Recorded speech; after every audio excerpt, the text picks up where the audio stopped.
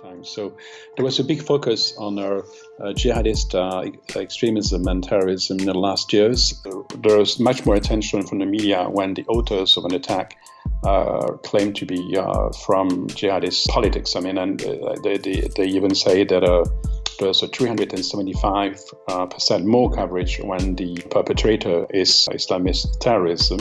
When it comes to the far right, I mean, especially white supremacists, the tendency has also been to frame the story differently.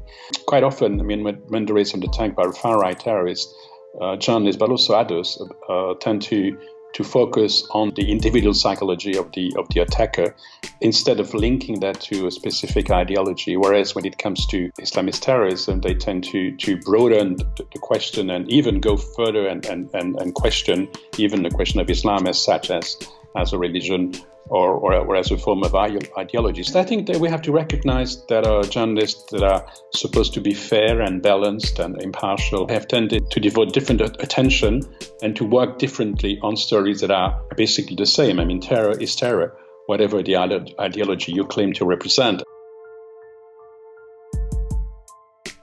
As journalists, I think we have to recognize that our job is to inform, and it would be, to some extent for me, a contradiction if we would not inform correctly. It correctly means mentioning who is the terrorist. And also, in the long run, I think that information is really, as Katrin Graham from the Washington Post said when she was responding to Margaret Thatcher, who said, the media are the oxygen of terrorism. She said, yes, but the news is the lifeline of freedom, and I think that's as I see it. I think that we have to be aware that we have to inform, so we don't have to hide, but we have to do it in a way which,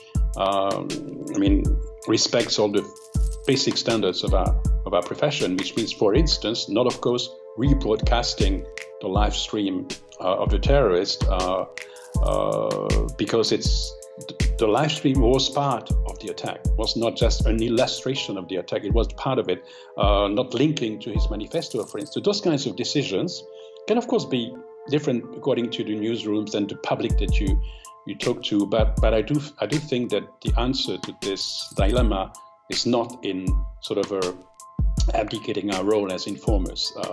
I think that we have to make sure that people understand what happened, who did it, and we have to investigate what's behind that particular person